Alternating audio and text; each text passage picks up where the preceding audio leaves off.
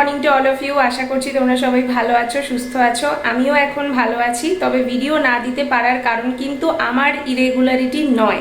হ্যাঁ, আমি বারংবার একটা কথাই বলি, কিন্তু এবারের সমস্যাটা আমার দাঁড়িয়েছে হচ্ছে এডিটিং অ্যাপটা।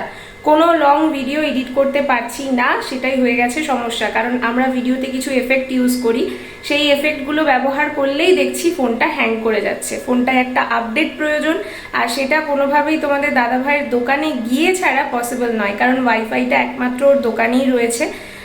বাড়িতে সমস্যা হয়ে যায় নিজস্ব নেটটা যদি আমি খরচা করে ফেলি সেই কারণে। তো ওই জন্য আমি তোমাদের সাথে ব্লগ শেয়ার করতে পারি না।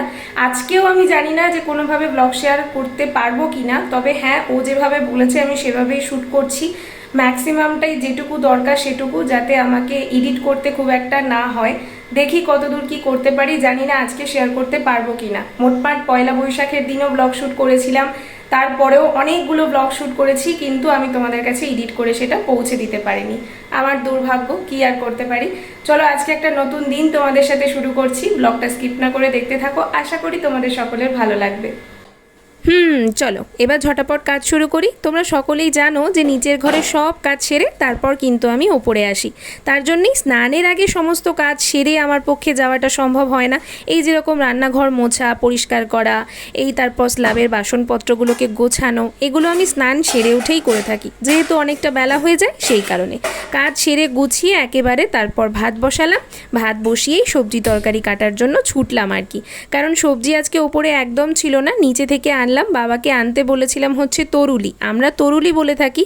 তোমরা কে কি বলো অবশ্যই কমেন্ট সেকশনে জানিও, যদিও আমি আর একটা নাম জানি, সেটা হচ্ছে কুদ্রি।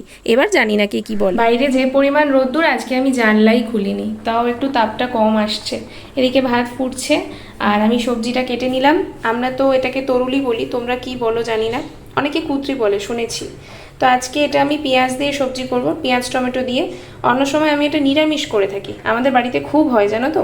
টিফিন হয় যখন সকালবেলায়, টিফিনে খুব হয় এই তরকারিটা। সবজি দিয়ে চচ্চড়িও করে থাকি, মানে আমার মা করে আর কি, খুব সুন্দর খেতে হয়। আমি রসুন দিচ্ছি না, আমার ভালো লাগছে না। আজকে একটু পেঁয়াজ আর টমেটো দিয়েই করব। চলো সবজিটা ধুয়ে বসিয়ে দিই, তাড়াহুড়ো করে রান্নাটা আজকে শেষ করতে হবে।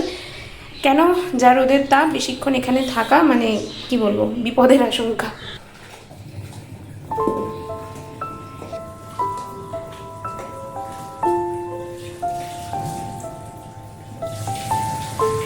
কত সুন্দর সুন্দর পয়লা বৈশাখের ক্লিপ তোমাদের জন্য রেডি করেছিলাম, কিন্তু কিছুই এডিট করে দিতে পারলাম না। ঠিক তার 3-4 দিন আগের থাকতেই একটা ব্লগ আমি ক্রমাগত এডিট করেছি, আর তার মধ্যে ভয়েস ওভার দিয়ে ডিলিট করতে হয়েছে প্রত্যেকবার, কারণ যখনই প্রসেস করে বের করতে যাচ্ছি ব্যাস ফোন হ্যাং করে যাচ্ছে। কি হচ্ছে ব্যাপার আমি কিছুই বুঝতে পারছি না। তোমাদের দাদাভাই তো বললো যে এটা একটা আপডেট দিলেই ঠিক হয়ে যাবে, কিন্তু আমার তো মনে হচ্ছে না। জানি না আজকেও ব্লগটা আমি তোমাদের কাছে দিতে পারবো কিনা।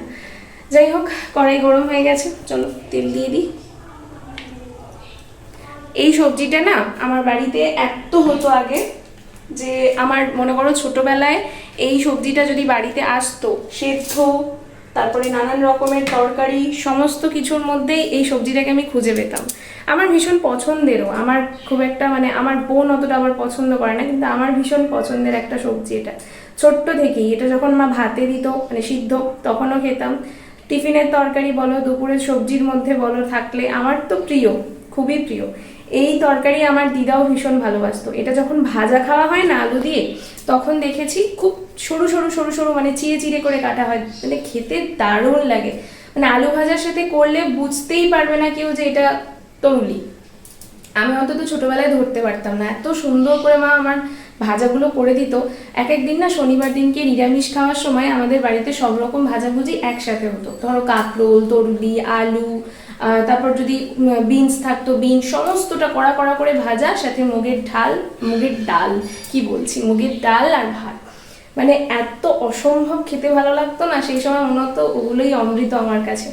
এখন তো এগুলো হয় না, কারণ তোমাদের দাদাভাই এমন মিক্স ভাজাভুজি পছন্দ করে না। আর ভাজাভুজি করলে সেই বেচারাকে না দিলে মুখটা বড্ড কাঁচামচো করে থাকে। ফলত আলু ভাজা করলে আমাকে আলাদাই করতে হয় ওর জন্য। আর সমস্ত কিছু ভাজাভুজি একসাথে করলে সেটা আমি খাই, আলুটা বাদ পড়ে যায়। চলো সবজি দিয়ে দিই, কারণ তেল গরম হয়ে গেছে।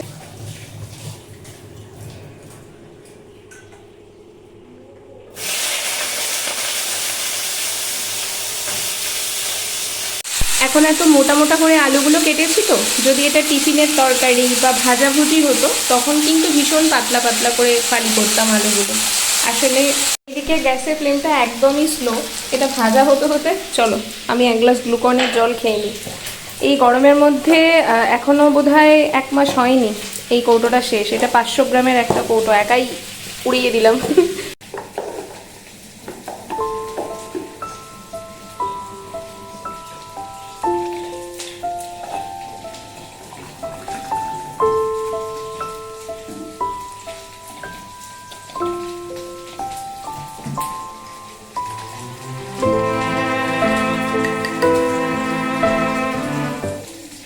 এদিকে রান্না হতে হতে ছাদের কাজগুলো মিটিয়ে চলে আসি, কারণ বেলা বাড়ছে, পাখিদেরকে দানা দিতে হবে আর সাথে গাছে জলও।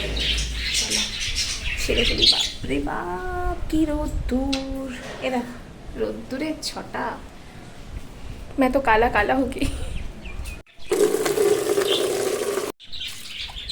জানো তো আমি না ভীষণ গাছ পাগল মানুষ। আমার খুব ইচ্ছে এই ছাদটাকে পুরো ছাদ বাগান করে তোলার।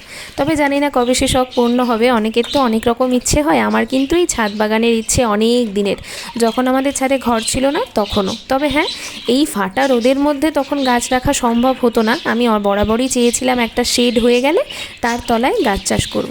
তবে দেখলাম এখন ঘর হয়ে গেল আর বাকিটা তো ছোট ছাদ রয়েছে, ততটুকুর মধ্যেই একটা গাছ বাগান করার ইচ্ছে আর কি।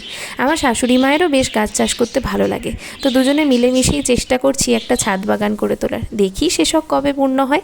ছাদের সমস্ত কাজ মিটিয়ে তাড়াতাড়ি করে চলে গেলাম আবার রান্নাঘরে। ছাদের কাজ মিটিয়ে চলে এসেছি, এবার ভাতটা নামিয়ে ফেলবো আর তরকারির কড়াইটা ওইদিকে দেবো, কারণ এইদিকে গ্যাসের ফ্লেমটা ভীষণ লো, সেই কারণে। চলো ভাতটা নামিয়ে নিই। ভাত নামিয়ে গ্যাসের ওই দিকটায় বসিয়ে দিলাম হচ্ছে তরকারিটা, কারণ একদিকের বার্নারটা বেশ অনেক দিন ধরে প্রবলেম করছে সেই কারণেই। তো যাই হোক, এইদিকে আমি আমার ভাতটাকে নামিয়ে নিলাম আর ওইদিকে তরকারির দিকে আবার এগিয়েও গেলাম। ভাজা ভাজা হয়ে গেছে তরুলি আলুটা, নামিয়ে নিয়ে এবার পেঁয়াজ দিয়ে সুন্দর করে কষিয়ে তরকারি করব। চলো দেখে নাও তরকারির ফাইনাল লুকটা ঠিক কেমন দেখতে হলো। তরকারি এখানে হয়ে গেছে, এবার নামিয়ে নেওয়ার পালা। আর মাখানা নিয়ে নিয়েছি বাটিতে, নিচে গিয়ে ঠান্ডা ঠান্ডা টক দই বের করবো আর সাথে ভাত। বাসনপত্র টুকটাক যা ছিল মাজা ধোয়া হয়ে গেছে, শুধু গ্যাস পরিষ্কার আর এই কড়াইটা। চলো এবার নামিয়ে নিই। অনেকক্ষণ ধরে ভিডিও করার সময় তাকাচ্ছি না, চোখের দিকটা কেমন একটা লাগছে, চোখটা ফুলেছে। আসলে এখন এসি চলছে তো, আর এই ঠান্ডা গরমে চোখটা আমার ফুলছে। যাই হোক, গ্যাস পরিষ্কার করা কমপ্লিট, একদম সমস্ত চকচকে। বাসনপত্র মাজাও ডান, এবার ঘরটা মুছবো, ঘর মুছে নিচে চলে যাব। আর এই ঘরে এখনের মতো টাটা। বাবারে বাবা কি গরম! এই ঘর মোছা খুবই ইজি, কারণ এত বড় ঘর, কোনো জিনিসপত্র নেই, সেই কারণে 1 বালতি জল ঢালো আর জল টেনে নিয়ে চলে যাও, ব্যাস ঘর মোছা কমপ্লিট। চলো ঘরটা মুছে নিই। ঘর মোছা কমপ্লিট হয়ে গেছে, এবার যাব হচ্ছে নিচে। আর রান্নাঘরের তো সমস্ত কাজ কমপ্লিট দেখিয়েই দিয়েছি, শুধু খাওয়ার নাও আর নিচে পালাও।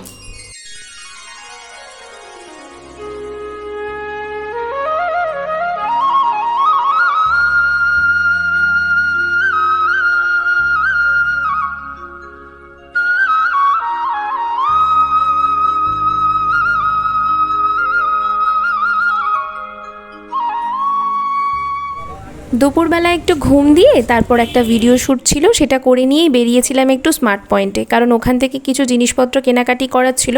তোমাদের দাদাভাই বললো চলো তোমাকে কিনে বাড়ি দিয়ে তারপর আমি আবার বেরিয়ে যাব দোকানে। তো তাই করলো, আমরা এখান থেকে কেনাকাটি করে তারপর ঘরে চলে এসেছিলাম। তারপর না আবার ভিডিও শ্যুট করতে বসে গিয়েছিলাম, মায়ের সাথে কথা বলছিলাম, আর তোমাদের সাথে একদম দেখা করা হয়নি, আর ইচ্ছেও করছিল না। জানি তো না যে এডিটিং অ্যাপে সত্যি সত্যি ভিডিওটা প্রসেস করে বের করতে পারবো কি না, সেই কারণে আর বেশি লম্বা করিনি আজকের ভিডিওটা। চা করে নিয়ে সবাইকে দিলাম। এখানে মা আছে হচ্ছে বাইরে, আর আমি এখানে খাটের এক কোণে বসে বসে জামা কাপড় পাট করছিলাম। আমার কাজটাও হয়ে যাচ্ছে, কারণ আমি খেলা দেখা না একদম পছন্দ করি না, দেখতে পারি না, তাই পছন্দ করি না, এই হচ্ছে ব্যাপার আর কি। বাবারা এখানে চা খাচ্ছে আর আমি এখানে জামা কাপড় পাট করছি। এই করতে করতে সবাই মোটামুটি ওই 10টা সাড়ে 10টা অবধি গল্প জমলো। তারপরে বাবা চলে গেল ওই ঘরে, আমি 10:30টার সময় খাবার গরম করে সবাইকে খেতে দিলাম। আর সারাদিনের কাজকর্মের মাঝখানে না একটু এই ফ্যামিলি টাইমটাই কিন্তু সবাই বেশ এনজয় করি আমরা। এখন যেহেতু গরমকাল, বাবাকে টেনে টুনে এই ঘরে এনে আমরা ঠিকই বসাতে পারবো। কেন বলো তো? কারণ বাবার প্রচণ্ড গরম লাগবে আর বাবা এসি ছাড়া থাকতে পারবে না। সেই কারণেই বাবা যেহেতু অফিসে সারাটা দিন এসির মধ্যেই থাকে, সেই কারণে বাবাকে এখানে এসে বসতেই হবে। অন্য কোনো সময় হলে কি হয়, বাবা খেলার ভিতরে এমন ঢুকে যায় যে কোনোভাবেই বাবাকে নিয়ে এই ঘরে এনে বসানো যায় না। কত করে বাবাকে বলি, বাবা চলো না একটা সিনেমা দেখি, কিন্তু না, বাবা সেই খেলার মধ্যেই। মাও বিরক্ত হয়ে ঘুমিয়ে পড়ে। সেই কারণে আজকে এই যে এই সময়টা তোমরা দেখতে পাচ্ছ, শুধুমাত্র টেনে আনতে পেরেছি গ্রীষ্মকাল বলে। শীতকাল হলে হাড়গিস পারতাম না, কোনোভাবেই সেটা সম্ভব হতো না। যাই হোক, সবাই মিলে গল্প আড্ডা করতে করতে আজকের দিনটা এইভাবে কেটেই গেল। তোমাদের সাথে ছোট্টখাট্ট একটা ব্লগ শেয়ার করলাম। এখনও কিন্তু বলছি, আমি জানি না তোমাদের কাছ অবধি ব্লগ পৌঁছে দিতে পারবো কিনা। তো জানিও শেষ অবধি কেমন লাগলো আজকের ভিডিও।